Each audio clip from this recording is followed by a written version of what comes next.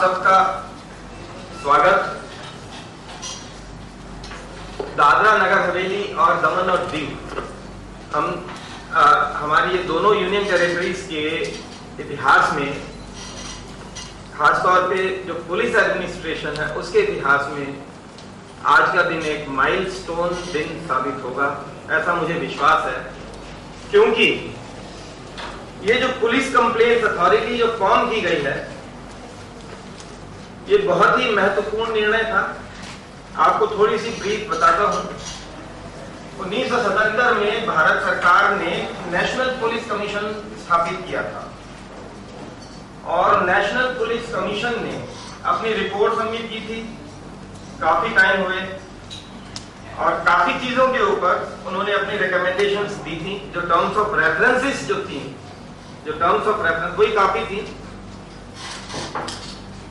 जैसे कि पुलिस के रोल में, ड्यूटीज में और जो अथॉरिटीज हैं उनकी अकाउंटेबिलिटी के बारे में क्या चेंजेस होने चाहिए, और क्राइम सिस्टम, जो prevention and control of crime system, इसको कैसे इंप्रूव किया जाए, maintenance of law and order ये कैसे दुरुस्त किया जाए, पुलिस सिस्टम का इवैल्यूएशन किया जाए, आइडेंटिफाई उसके जो पुलिस सिस्टम की कमजोरियां क्या है उनको आइडेंटिफाई करने के लिए, ये सब टर्म्स थी उस कमीशन की। कमीशन की रिपोर्ट आई, उसके बाद लागू करने के लिए काफी वक्त लगा। भारत सरकार ने इस दरमियान कई सारी कमिटीज बनाई। रिबेरो कमेटी बनी, पद्मन भैया कमेटी बनी, मल्लिमत कमेटी बनी, सोली सोराबजी कमेटी बनी, क्योंकि इश्यूज बहुत कॉम्प्लिकेटेड थे, फार रीचिंग इंपॉर्टेंस के थे। आखिर में फिर सुप्रीम कोर्ट में एक PIL फाइल हुई थी प्रकाश सिंह जी की, जो BSF के DGP थे। सुप्रीम कोर्ट ने फिर अपनी डायरेक्शंस दी 1996 में, जो मेन 7 जो डायरेक्शंस थी 2006 में पाई। एक तो था कि स्टेट लेवल पे, एक तो नेशनल लेवल पे सिक्योरिटी कमीशन बनाया जाए, दूसरा स्टेट लेवल पे सिक्योरिटी कमीशन बनाया जाए, तीसरा जो सिलेक्शन है, प्रोसीजर सिलेक्शन उसका DGP का, उसकी टेन्योर फिक्स की जाए और उसका सिलेक्शन प्रोसीजर को स्ट्रीमलाइन किया जाए। ऐसे ही IGP की टेन्योर जो है वो फिक्स होनी चाहिए, दूसरे पुलिस ऑफिसर पर, पर्टिकुलरली SP वगैरह।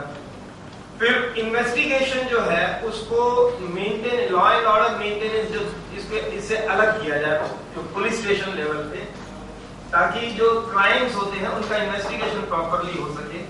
फिर स्टेट एस्टेब्लिशमेंट बोर्ड बनाया जाए और पुलिस कंप्लेंट्स अथॉरिटी बनाई जाए। इन सब के ऊपर काम हुआ धीरे धीरे। आज मुझे बताते हुए खुशी है कि लगभग सभी सिफारिशों पे अमल हो चुका है। अभी 2 ही बाकी थी हमारे लेवल पे। एक तो स्टेट सिक्योरिटी कमीशन, जो यूटीज के लिए अलग से बनाया जा रहा है, होम मिनिस्ट्री बनाएगी, जिसमें दिल्ली को छोड़ के बाकी यूटीज के लिए स्टेट सिक्योरिटी कमीशन बनाया जाएगा। तो इसमें मैं भी मेंबर था, मैंने नाम सजेस्ट कर दिया है। हमारे जो रिटायर्ड एक IAS ऑफिसर हैं, यहाँ पे एडमिनिस्ट्रेटर भी रह चुके हैं। अब उसका फाइनल डिसीजन जो है होम मिनिस्ट्री ने लेना है, उसके बाद होम मिनिस्ट्री को कॉन्स्टिट्यूट कर देगी। बाकी ये जो अपना पुलिस कंप्लेंट्स अथॉरिटी जो हमारी सेटअप होनी थी, ये भी यहाँ पे 2 साल से चल रहा था मामला। और हाई कोर्ट से हमने एक नाम, हाई कोर्ट मुंबई ने नाम सजेस्ट किया था एक रिटायर्ड जज AS राणे साहब का, और हमारे एडमिनिस्ट्रेटर साहब जो मेरे पूर्ववर्ती थे उन्होंने हमारे PM साहनी साहब का नाम सजेस्ट किया था, और ये दोनों नाम भेजे थे होम मिनिस्ट्री में। होम मिनिस्ट्री ने ये दोनों नाम वापस कर दिए फरवरी 2011 में। होम मिनिस्ट्री ने बड़ा क्लियरली कहा कि पुलिस कंप्लेंट्स अथॉरिटी का चेयरमैन वही होगा जो लोकल रहने वाला, और उसकी एलिजिबिलिटी जो है उन्होंने ये बताया कि या तो एडिशनल सेक्रेटरी रैंक से रिटायर हुआ एक प्रशासनिक अधिकारी हो, या रिटायर्ड जज हो, या एक 10 साल की मिनिमम प्रैक्टिस जिनकी हो चुकी हो, ऐसे वकील। तो मेरे पास जब फाइल आई, मैंने डिस्कशन किया, तो मैंने देखा यहाँ तो एडिशनल सेक्रेटरी रैंक का रिटायर्ड ऑफिसर तो कोई नहीं हमारा। फिर रिटायर्ड जज में मुझे लगा कि रक्षे साहब का नाम सजेस्ट कर सकते हैं, रिटायर्ड जज यहीं पे सेटल्ड हैं। उनका बायोडाटा मंगाया गया। सुरेंद्र परमार जी से मेरी उस वक्त तक 2-4 बार मुलाकात हुई थी। ये बात है 16 मार्च की। मैं यहाँ पे 7 मार्च को आया था, 16 मार्च को फाइल मेरे पास आई थी और मैंने 2-4 लोगों से बात की। सुरेंद्र परमार जी से उस वक्त तक मेरी 2-3 बार डिस्कशन हुई थी, पर पब्लिक से रिलेटेड मुद्दे लेके मेरे पास आए थे।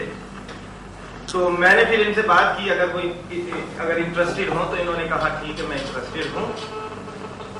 फिर मैंने थोड़ा प्रॉपरली चेक कराया कि पॉलिटिकल लीनिंग नहीं होनी चाहिए, तो इंडिपेंडेंट सोर्सेज से तो बताया गया कि एकदम कोई पॉलिटिकल लीनिंग ना बीजेपी ना कांग्रेस। तो मैंने कहा ठीक है, तो मैंने ये दोनों नाम होम मिनिस्ट्री में भेज दिए। फाइनल डिसीजन होम मिनिस्ट्री ने लिया। हाँ नहीं, वो तो होता है। फाइनल डिसीजन होम मिनिस्ट्री ने लिया। नाम भेजने में थोड़ा वक्त लगा क्योंकि मैंने अप्रूव कर दिया था 17 मार्च को ये दोनों नाम।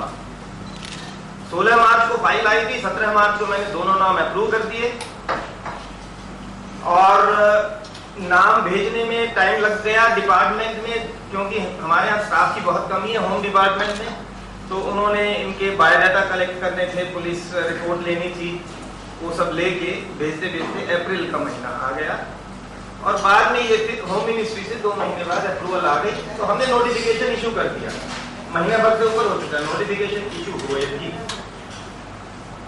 अब समस्या ये थी कि इसके लिए जो है ऑफिस और स्टाफ भी तो चाहिए, तो इसीलिए फिर हमने ऑफिस सेलेक्ट किया और मैंने इनको पीडब्ल्यूडी को डायरेक्शन दी कि आप ये तुरंत करवाइए।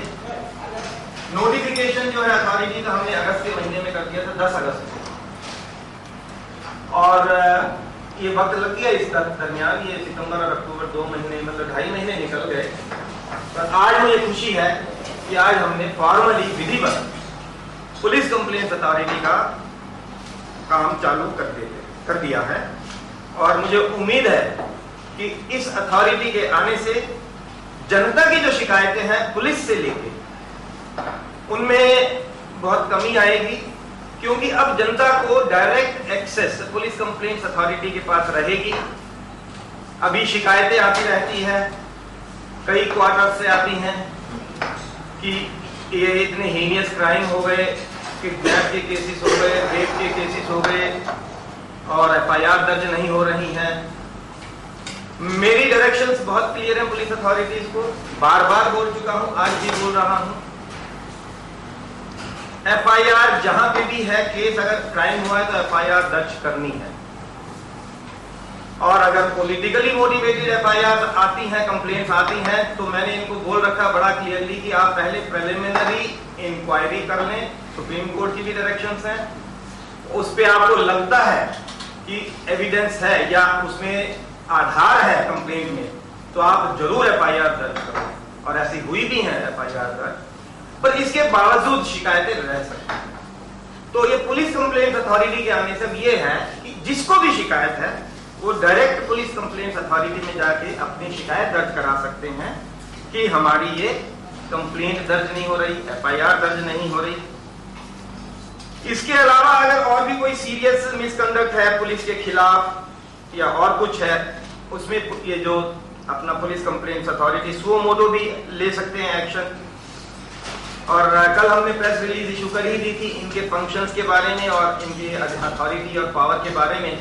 अब मुझे उम्मीद है कि ये पुलिस कंप्लेंट्स अथॉरिटी के आने से हमारा जो प्रयास है कि दोनों यूनियन टेरिटरीज में एक ऐसा प्रशासन मुहैया कराएं जो जनता अभिमुख हो, जनता के हितों के लिए काम करे, निष्पक्षता के साथ काम करे, किसी के दबाव में ना आके काम करे, ना मेरे दबाव में आए, ना पुलिस के दबाव में आए, ना राजनीतिक दबाव में आए।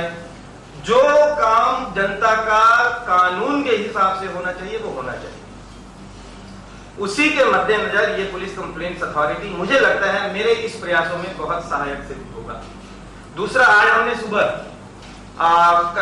सीसीटीवी का भी उद्घाटन कर दिया पुलिस हेडक्वार्टर्स पे। हमने 6 कैमरे लगा दिए हैं और आगे अभी 6 और लगाएंगे।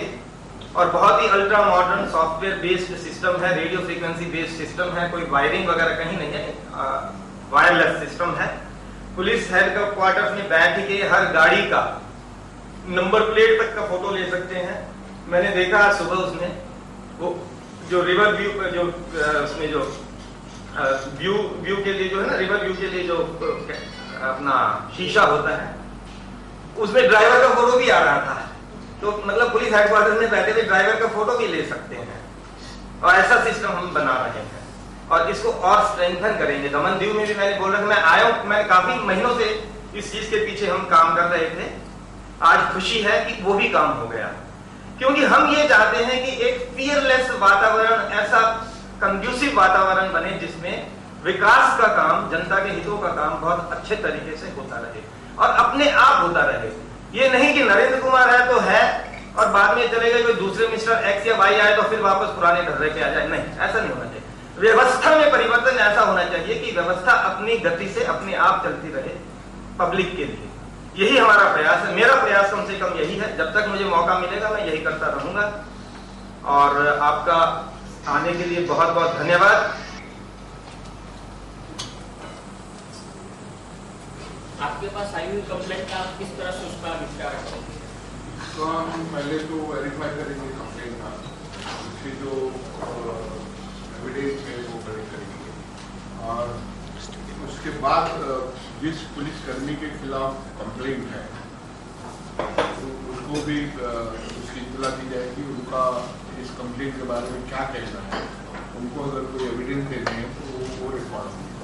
दोनों पक्षकार को सामने रख के प्रोसीडिंग चलेगा और जैसे वो भी एविडेंस सामने आएंगे उसी के आधार पर अथॉरिटी अपना डिसीजन